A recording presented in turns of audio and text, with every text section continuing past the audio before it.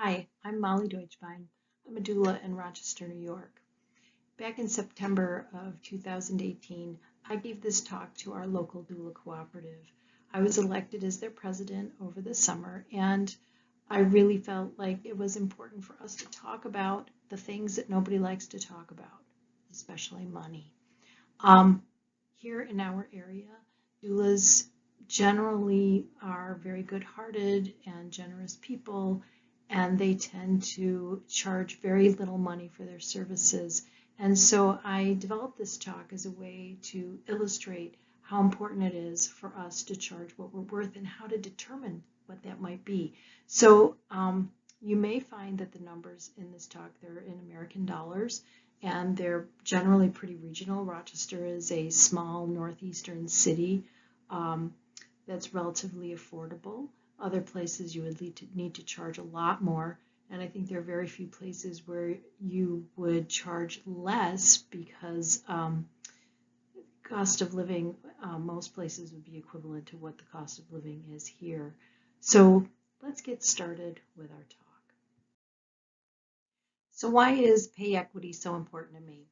Well, I really believe in this doula for every woman concept, but the only way that we can have a doula for every woman is that we need to have diversity in the doula community. And if we really want to bring diversity to doula work, then we have to commit to demanding pay that's commensurate with the service we deliver.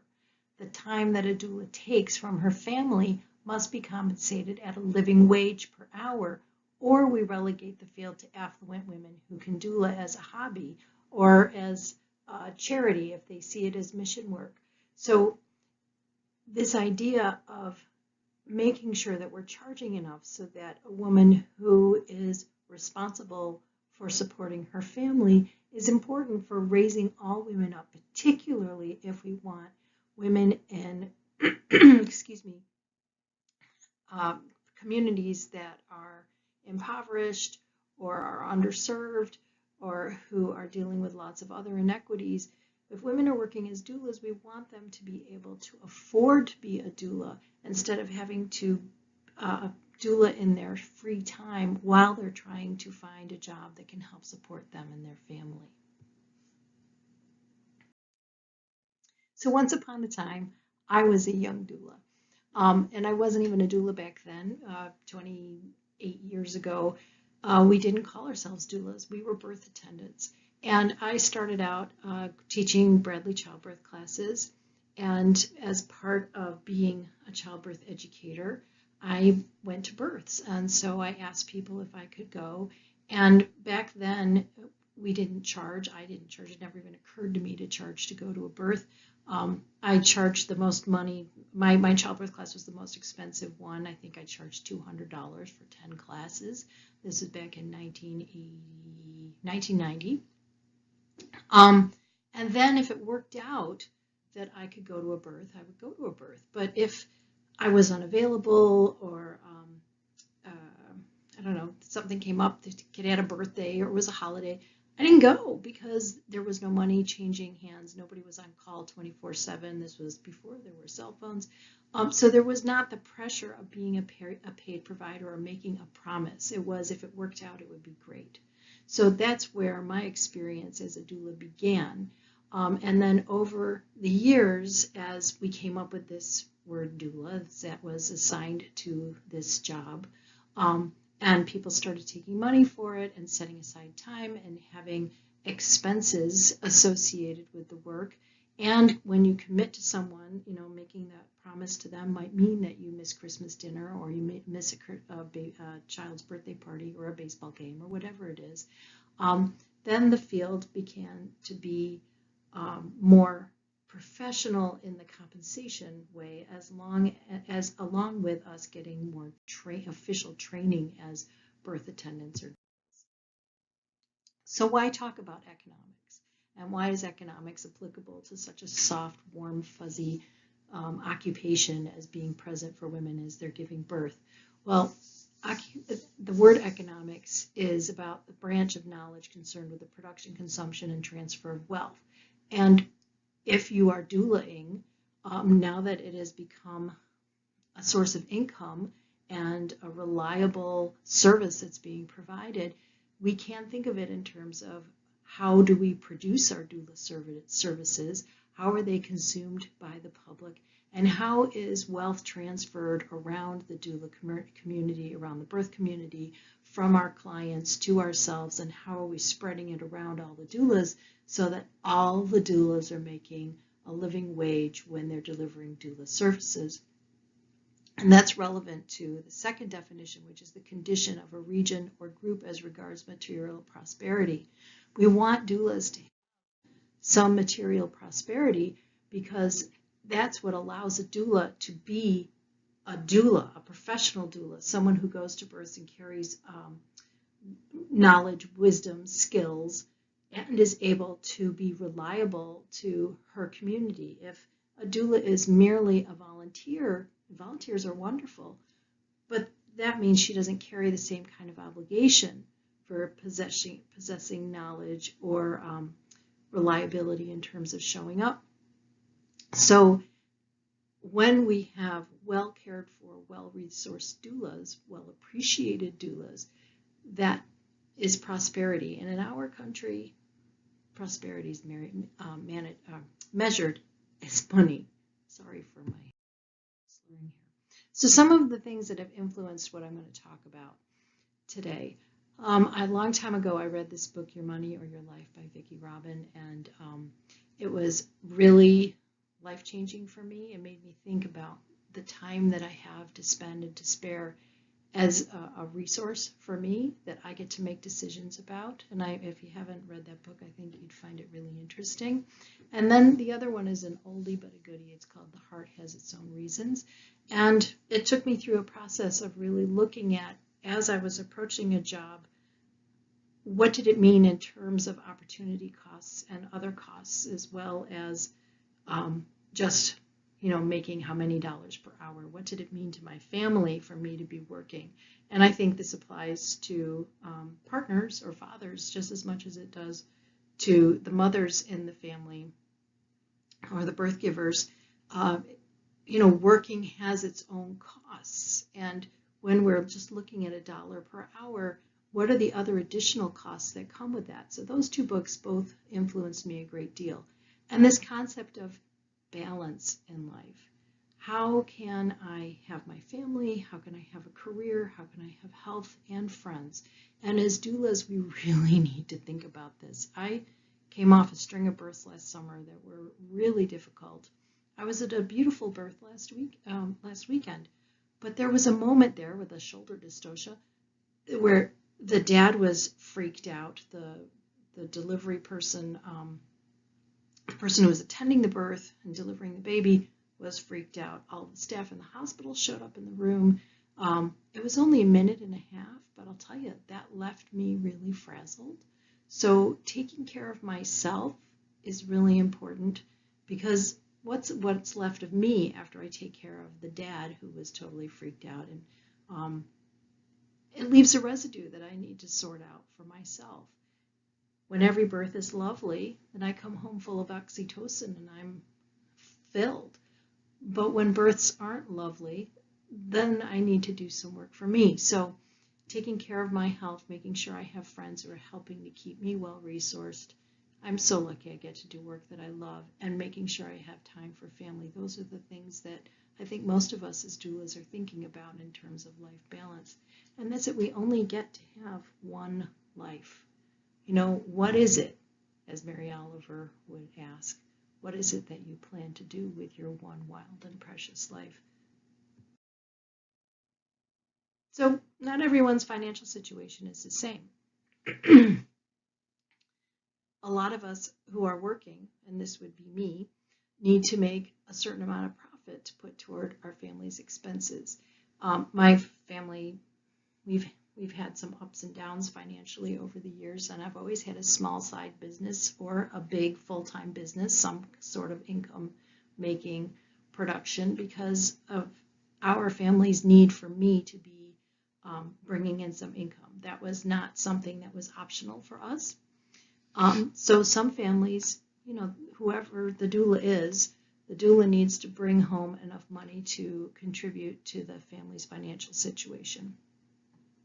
Another situation that might be happening is you only need to make up the cost of being a doula, but that's it. Maybe you can be a doula and the money you bring in isn't important, but you don't want to be spending money on being a doula. So you just need to make the money back that you're spending.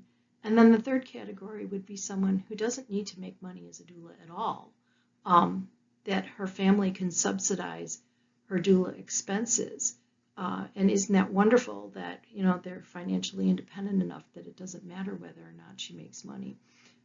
There's nothing wrong with whichever one of those three categories you're in, but I think sometimes we can make decisions based on our own circumstances that don't take into account how that translates into other people's circumstances. So knowing where you are in that those categories of your family's circumstances can be very helpful in terms of framing this conversation.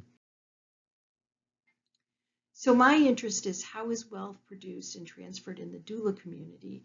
And really importantly, is there enough to go around? Sometimes people keep their prices depressed because they're worried that if they charge too much money, there won't be any clients. But that's something that we'll talk about, that there really is more than enough to go around. So let's talk about expenses.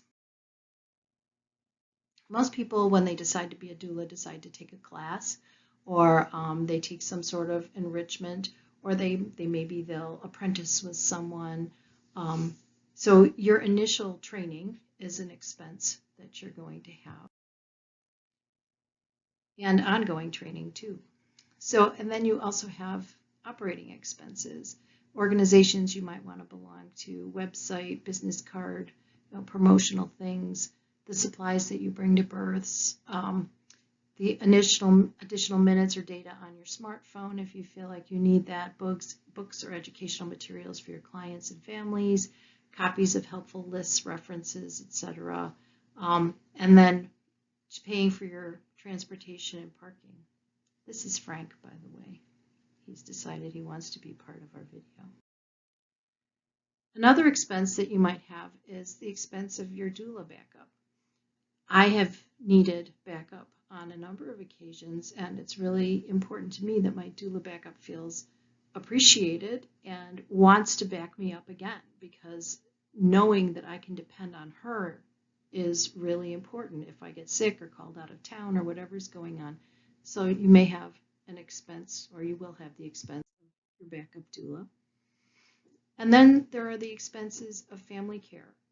So if you are a parent of small children, if you're at a birth, whether you're at a birth at 2 o'clock on a Saturday afternoon or 2 o'clock on a Saturday night, who's watching your kids?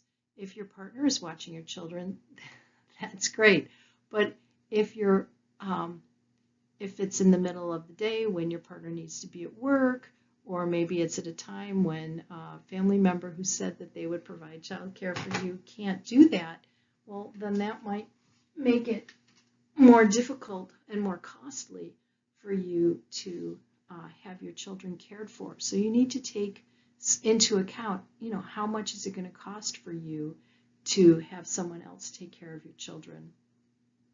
Perhaps, like me, until recently, our family dog just passed away, but recently, if I was going to be away for a long period of time, when my husband wasn't going to be around, I would have to hire a dog walker to come and make sure that my dog was taken care of if I was at a long birth. And then some people have elder care that they're in charge of. So if they're at a birth, maybe they need to arrange for someone else to stop by and check on an elder in their family. You never know what those things are going to be, but those are services that we take care of for free in our own lives for the most part, but when we're not there to perform them, it may mean extra cost to you. And then there's self-care. It's really important that if you're doing doula work and you're with families at very high pressure, intense times, some births are really mellow and wonderful, and it's a joy to be there, and it feels like it's no work at all. And then there are other births that go on for 3 days, or where something traumatic happens, whether the family even knows about it or not, that afterwards maybe you need a little extra time and attention for yourself to do a craft that you love, or to go see some music, or have a special outing with friends, to get a pedicure, which is one of my favorites, or to go for a really long bike ride. Those are things that can cost money, that you want to make sure you've got enough inside, that you're paying enough so that you can keep yourself really well nourished inside of you. And then, of course, there are taxes. You cannot forget the taxes. Taxes are really important. It's a major bummer as a self-employed person to get surprised with a big tax bill. So those are the expenses. Generally, training and education, operating expenses, your doula backup, childcare, self-care, and taxes. So let's look at production. How do we deliver doula services? How do we produce our product? Generally, that's with us one-on-one at least. Sometimes doulas work in teams too, working with the pregnant person, the birthing person, before, during, and after the birth. So there are prenatal visits, there's the actual birth itself, and then there's postpartum care. Most of us do an interview before we get hired. I have a number of thoughts about this. I do think it's important when someone's going to make such a large investment in their care to expect that it would be okay to meet for a free meet and greet, but we need to factor into our hourly wage that there are going to be times that we talk with people where they're not going to hire us, they're going to hire someone else. And so if we think of the DONA model, which is encourage someone to interview at least 3 different people, that would mean that for every 3 clients that interview me, 1 is going to hire me. So that's 3 hours of interview work for 1 client. Interesting way to think about it. Prenatal visits, some people do 2, some do 4. I do 10. That's just what I like to do. Then the actual labor support, and then postpartum visits, which can be 2 or more. And then if you do postpartum doula work, which is different than a postpartum visit after a birth for a birth doula, postpartum doulas will have additional hours for that. Maybe they'll get a lactation counseling certificate. Maybe they'll do some additional services. Like me, I'm a body worker. I have friends who are placenta encapsulation people. I have friends who do breast milk jewelry, friends who do photography of births. So these are additional services that doulas can add in to what they do as birth doulas.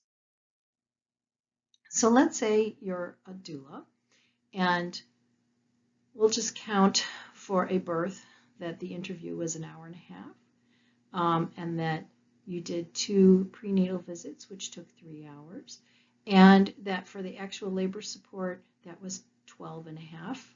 Some people say that's not nearly enough time as an average, but I just grabbed that number out of the air. Postpartum visits, I generally do 2, so we'll put 3 hours there.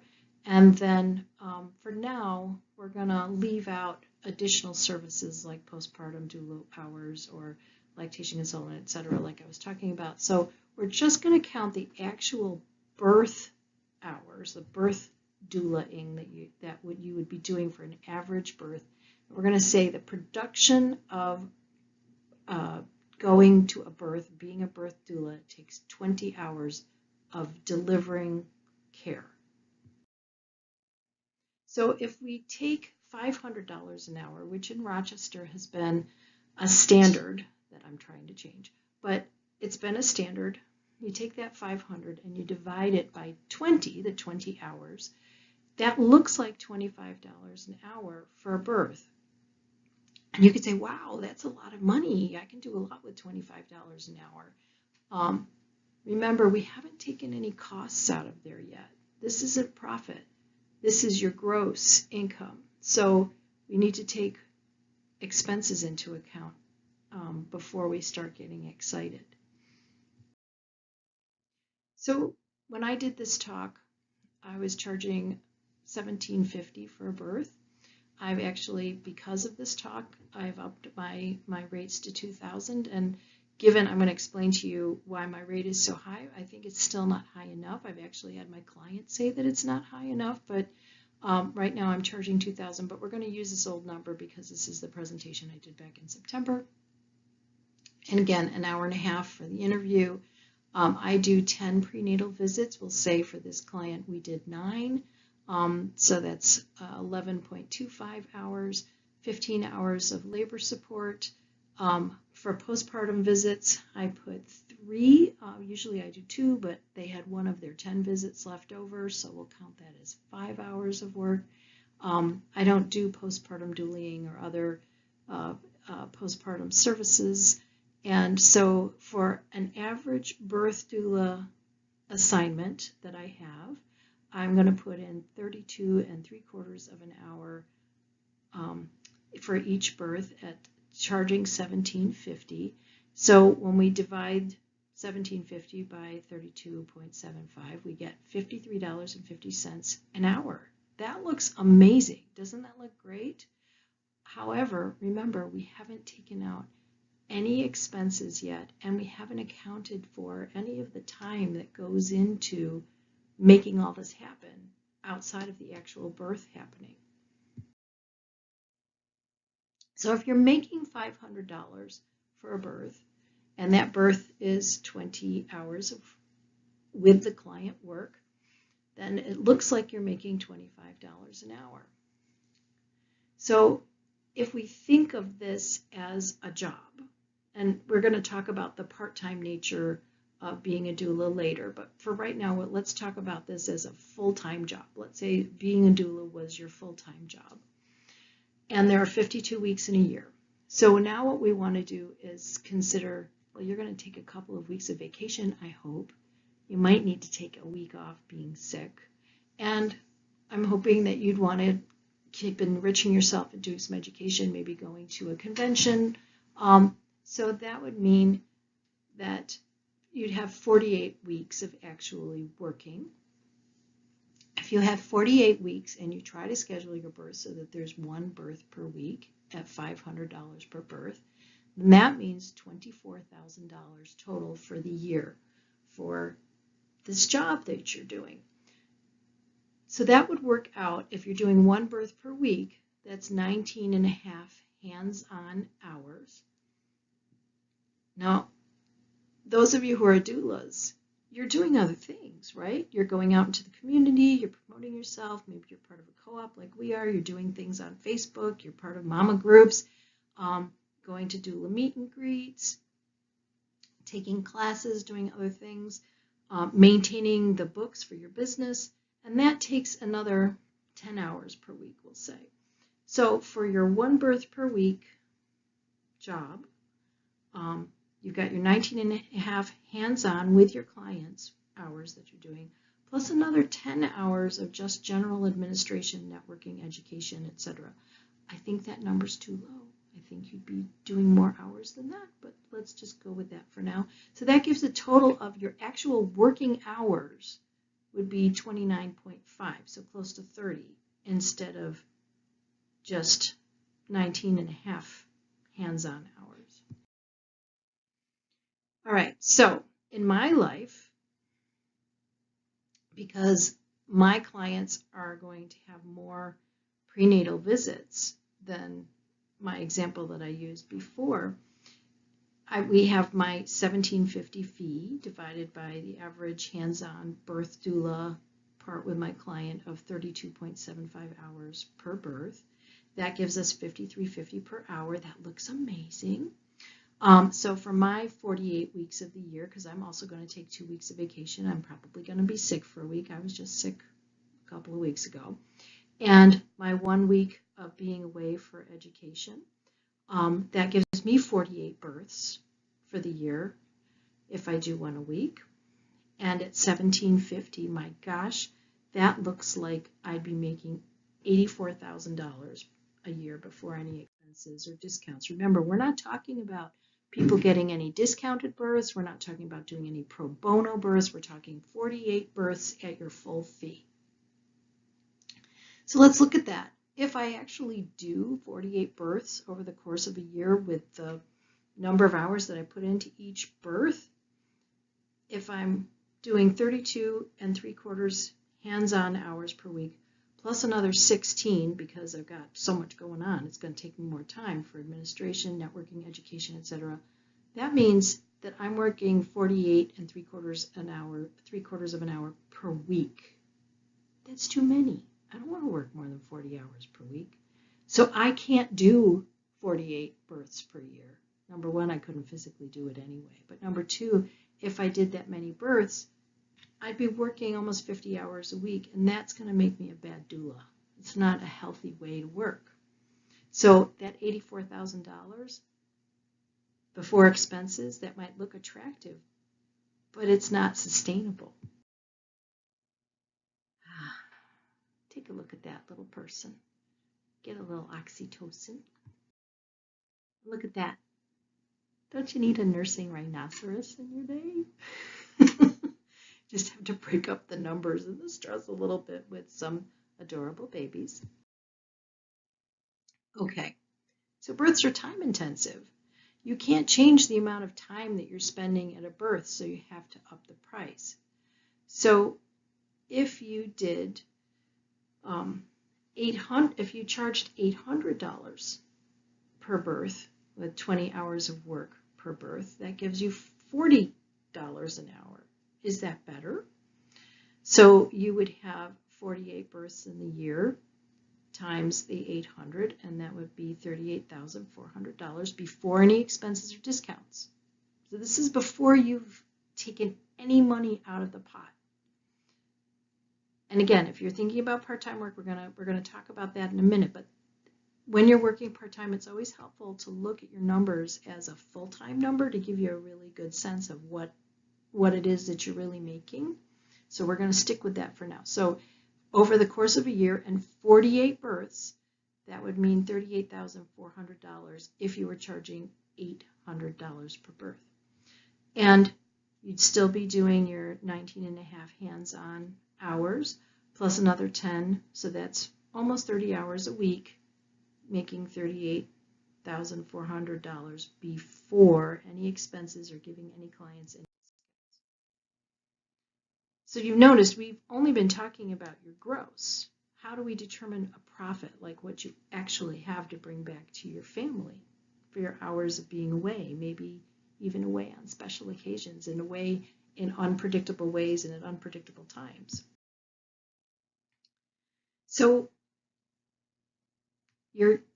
if we use that $800 per birth number, that's $38,400 for working almost 30 hours a week. Now we need to take out, remember we talked about training and education, operating expenses, doula backup, and childcare. Then we take taxes off of that and a little bit of self-care. So using that $800 number,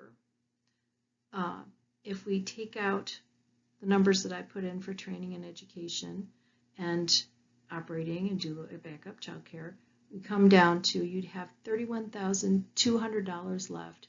And then remember, as a self-employed person, 14% has to come off of your net as your Social Security taxes. And then depending on the tax bracket that you're in with your family as a whole, that could be up to 30%. So it could be as much as $9,300, which means that you get to keep $21,840. So that's your profit. Remember, you're only working 30 hours a week, so you find a way to make another $200 in the 10 hours a week that you have left if you were working a 40-hour-a-week job or you had to work a 40-hour-a-week job. So you could bring that up to $31,440 for the year if you are doing some other thing to make another $200 a week. So And let's hope you have amazing child care, because $1,000 budgeted for the year for child care is kind of ridiculous. So, and then out of that, you subtract what you are spending on self-care, because self-care is not tax deductible. There's another cutie, just in case these numbers are making your head spin around. And look at the puppies. They're so cute. Why would I make you look at puppies and babies? Because talking about money is stressful. We live in a culture where we're all supposed to be making money, but it's rude to talk about money. And as doulas, part of what makes us great doulas is that we're willing to have difficult, informed conversations. It's very important for us to address topics that are uncomfortable. So as a doula, I think it's important for me to talk with you about this thing that's uncomfortable so that I can help you make choices that are right for you by giving you the big picture. That picture might be very overwhelming to you right now in this moment, but I think it's important that you have the whole picture in your head. So why is it important to charge what our service is worth and time and energy spent on it? Because we live in a world where money is how things are valued. It's how we express our value for something. Sometimes when people are looking for a service, they'll note, who's really cheap and who's really expensive and who's in the middle, and they might make a choice about who they want to hire based on how much money people are willing to pay for that. I'm very expensive, and I tend to get people who believe that expertise and quality is expressed in terms of money. I also have clients call me who really want what I have, but they can't pay me quite enough, and we'll have a negotiation about how we can make that work for them. But it's really important to determine for yourself how much is a doula's time and expertise worth, how much is your time and expertise worth, and how can you bring in enough money so that that reflects what you are worth, or what the doulas, even if maybe you have qualms about your experience, or maybe you have some self-esteem issues, you're not sure. Well, how about your good friend doulas? Do you want them to be making a good amount of money? We're not talking about anybody getting rich. Believe me, I used to have a job where I made a lot more money than this. I don't work as a doula or a body worker because I'm making a lot of money, but I do need to make enough money to provide for myself. That's important. And that's what's important about pink-collar jobs. It's important to know that when jobs get designated as women's work, the pay goes down. When the teaching profession was inhabited by men, teachers were paid very well. When it became a primarily women-based profession, the pay went down. The same thing for nursing. They don't get paid as well traditionally as other jobs that are had by men. So it's important as women that we insist that our time and expertise is valued in the same way that a man's time and expertise is valued. And, a lot of people will say, well, men have to support their families. Well, in today's world, women are supporting their families, or they're supporting their families in an equal way. They're also working a full-time job as well as their husband. So it's really important for us to think in terms of if something happened, or if your life is such that you are your family's sole support, can being a doula, the amount of money that you're getting paid as a doula, is that enough to take care of you and your family if you needed it to be a full-time job instead of just a part-time job?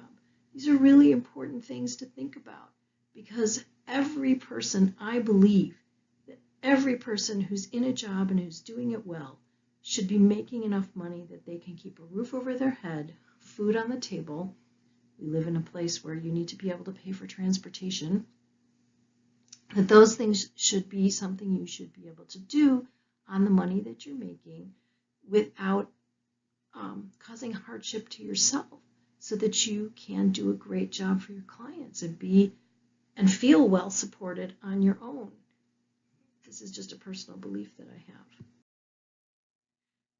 So the way I measure that is, as a doula, as a woman in a very woman-heavy profession, can a single mom live on this as a 40-hour-a-week job with almost no child care?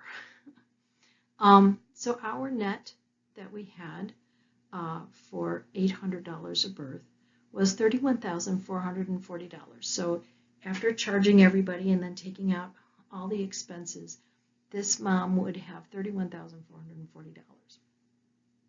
So my experience having a family, and I talked to some single moms that I know, led me to use this number of $36,000.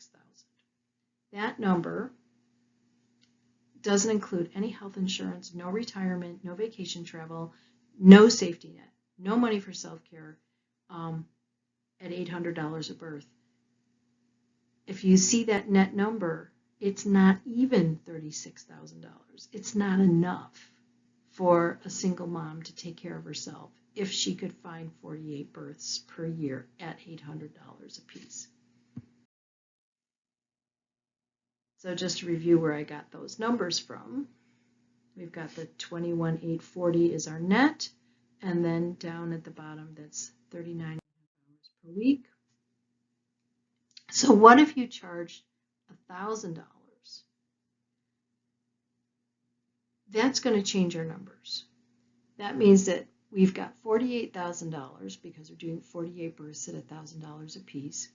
We take out our expenses, and that gives a net of $40,800. And we take out our taxes. That means we get to keep $28,560. Then we add back in the $200 a week for additional services that this doula is providing, another $9,600. So for the year at 40 hours a week, we end up with $38,160, which is $2,160 above that $36,000 number that I was talking about. So maybe there's a teeny bit left over for self-care, but probably not. She's probably got to pay for health insurance and maybe a kid's trip to someplace. Still not a lot of money, $38,000. And of course, we live in a gig economy where a lot of people now are working more than one job, and even in our $800, even in our $1,000 example, that doula mom is making an extra $200 a week, doing placenta encapsulation, tutoring kids, taking in a daycare thing. She's making some extra money there. So many people today are working more than one job, and maybe you only want to work part-time. That's fine. It's absolutely fine. So how does doula work compared to other part-time jobs? If you're working as a cashier, I just looked these numbers up on the internet. Cashiers make $9.18 an hour. Clerical workers average $13.10. Daycare providers make, these are the people taking care of our most precious little children. Their average wage is $9.40 an hour. House cleaners make between $10 and $13 an hour. If a doula was charging $500 a birth in her part-time job, she'd be making $11.56 an hour. If she's charging $800 a birth, she's making $15.42 an hour. And if she's charging $1,000 a birth, she's making $20 an hour. So is there enough business for everyone? There's always this worry that, I've got to undercut someone else's prices because I want to be able to get clients who are willing to pay less. I think there are more than enough clients to go around because not everybody wants to do, I don't know anyone who wants to do 48 births a year. It's exhausting, especially in the current climate that we have with obstetric practices. If you were lucky enough to have a birth center and a whole bunch of home birth midwives and all 48 of those births were, or most of them anyway, 90% of them were natural, in the home, relaxed, chill, 6 to 18 hour births, well, sure, I do 48 of those a year. but that's not what our current obstetric practice is like. If you're a doula who's working most of her births in the hospital, doing 48 births a year would be mind-boggling and burnout-y. It would be really, really hard. So there's certainly more than enough business for everyone. So let's take our local economy here in Rochester. The Monroe County Health Department tracks births, and there were 8,000 births per year in the years 2014 to 2016. So if we take that 8,000 in a year and divide it by 48, let's say we have doulas who want to do 48 births per year, that means that we could have 166 full-time birth doulas here in Rochester, and if they all charged $1,000 a piece, that's $8 million of domestic product that we would be producing. But we don't have 166 doulas in Rochester who want to do 48 births a year. We don't. So we most likely are going to have smaller numbers than that. You know, how many births do you want to do? How many births are you capable of doing? There are a lot of people who only want to do 2 to 5 births a year. Some people want to do 5 to 10 births a year. Other people really would love to hit that 48 mark. That's what they're aiming for, and all power to them. It really doesn't matter as long as everyone's charging enough so that the hours that they're working, they're actually bringing back a living wage to their family. It doesn't matter how many births you do. So let's say we had 2,000 births that had doulas at them, because we're not going to be at all 8,000 births in a year. But let's say a quarter of those births, 2,000 of them, families contacted us and they all paid $1,000 each. That would be $2 million generated. That could support 40 full-time doulas, 40 people doing 48 births a year, which I think would be very unusual. Or that could support 20 full-time doulas and 40 part-time doulas. In our local co-op, we have 40 doulas, and I would say probably only 4 of those doulas want to do more than 20 births a year. So in Rochester, there is more than enough work to go around. The real piece that's important is the education for families and for the medical community of knowing why doulas are a good idea and why they are worth the money. We could all just gaze at this little one for hours. And this little sweetie pie too. So one of the ways that in our state right now we're trying to get doulas to more mothers is our Medicaid program is starting getting doulas approved as providers and reimbursing the doulas. The good part of this program is that the doulas are actually getting reimbursed directly, unless they're working with a managed care organization, and then that's a whole other ball of wax.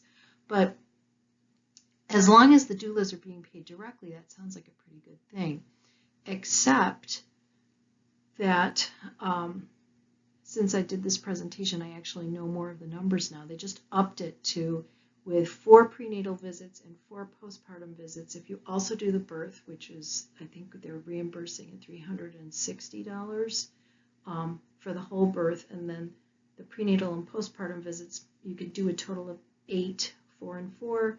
It adds at $30 a piece, it adds up to $600 per birth. If you remember, if we go back to the numbers that I was doing, that's really not enough money for someone to be taking time away from their families if they need to do work. It's not enough money for them to be a doula, but that's what the state is willing to pay. So the things that they're working out as having doulas part of the Medicaid system is how much money they're going to pay, who are they going to count as a doula, and it's so important that doulas only work for the families because that way their loyalty is to the family and not to the other people at play, the hospital workers, the midwives, the managed care organizations, all of those ethical concerns are really important.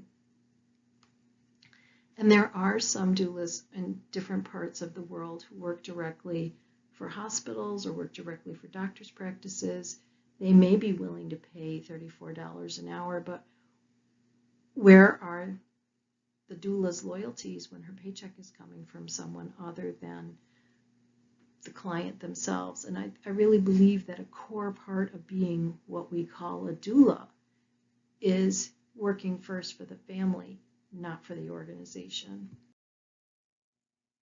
So what do we do about practice births, reduced rate births, pro bono births? What I would like to see is a broader utilization of something like an apprenticeship program. I have a newer doula who works with me, and then I have a brand new doula who works with me. And I pay them for helping me out of my fee that I get. I didn't even put any of that into the numbers that I gave you. And part of them working with me is that they're not getting paid as much per birth if they go with me to a birth, but they're getting experience. And the cost of that is worked into the costs that I'm passing on to my consumers. So they're getting some practice at birth, but they're also getting paid. They're not looking around for people who are looking for free doulas. And then a reduced rate birth, I have really intense conversations with my clients who ask me to reduce my rates. Some people think that it's part of haggling, that it's part of being a good consumer is to try to get a doula to reduce her price. But that's another reflection of people not really understanding what a doula brings to the table. If I have a family that truly is needy, then I'm really happy to work with them. But I'll be honest with you, the people that I think would benefit most from me giving them a break on my price never ask me for one. They really want a good doula at their birth, and they are happy to pay me every penny that they're paying me. So I don't have to have that conversation very often. And then pro bono births, I would like to see us getting rid of those as much as we possibly can and going to at least at-cost births. And I believe that there are lots of ways for us to come up as communities with nonprofit organizations, and I'll talk about this a little more in a minute, where we can spread the wealth around a little bit so that every doula is getting paid at least what it costs for her to be there. And that allows a broader community of women to provide those services instead of just women who are fortunate enough to have lots of material resources at home. So a pro bono birth, I would much rather see us doing at-cost births with maybe some help of subsidizing those costs. And that's a way that we can get doulas to every woman who wants one. Another part of getting a doula to every woman who wants one is making it possible for doulas to look like every woman, for doulas to be in every community, so that when a woman gets a doula, it's a person that she relates to, a person that she feels understands her culture and her community, a person that might live close to her, that she feels a connection to. And that is an important part of making sure that all of the doulas are getting paid a living wage so that doulas can be in every community, not just in wealthier communities. So how do we spread that wealth around?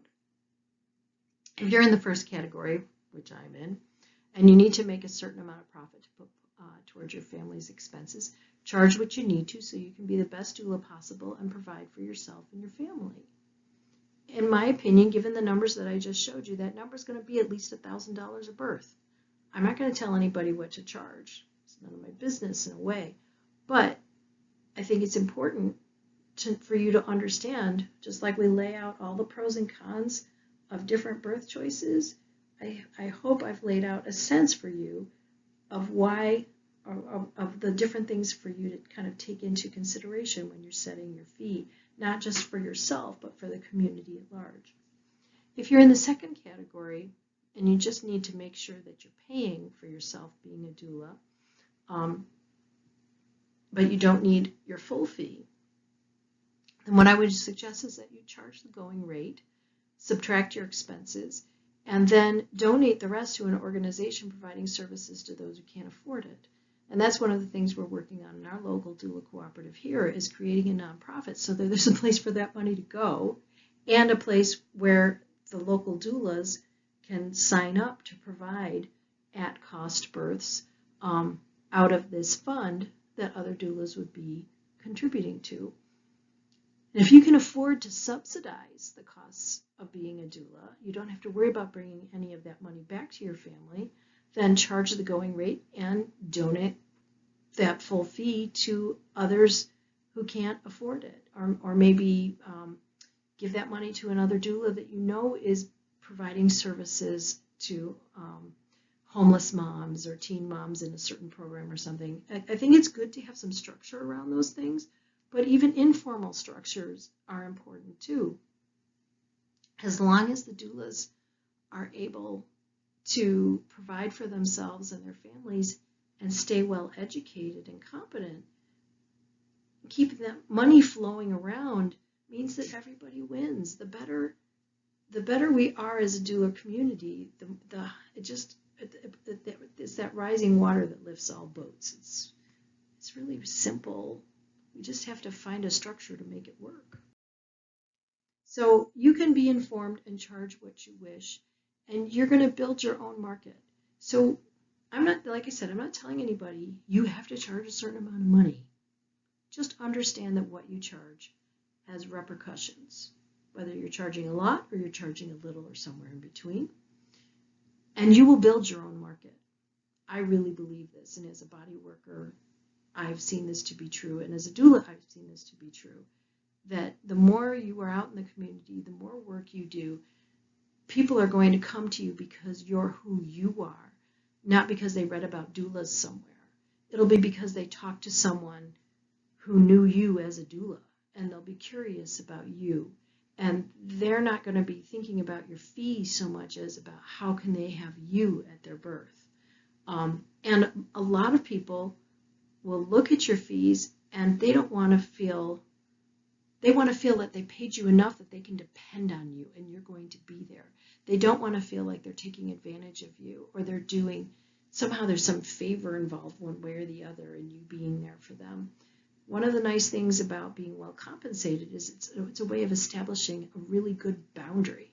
You're paying me this money, I'm agreeing to provide you with this service, and we respect each other. That's an important piece too. So in terms of economics, we need to be mindful that our doula sisters need to earn enough to support themselves, and that there's more than enough for everyone to go around. We can be aware of how we use money to produce our services, how our customers pay so that they can consume those services, and how we move that in between our customers and ourselves. And we can also be aware of how what we're charging and how much money we actually get to keep affects the whole doula community as a whole, both in our local communities and broader, in a broader way, around the United States or the world. So just wanted to include a happy ending picture. This is me and my daughters, and they're all grown up now. I really believe that the work of being a doula is sacred work. I believe that I am really fortunate to do the work that I do and to work with families the way that I work with them, and that love is the answer. I also believe that it's important to feel financially secure in whatever it is that you're doing, that affects how much love you can put out into the world. If you know that your home is safe and that your car is reliable and that your children are not hungry, that makes it easier. So I thank you very much for listening to this talk. I hope you all live happily ever after. And please feel free to contact me with any questions or comments or additional ideas that you might have about doula economics. Thank you.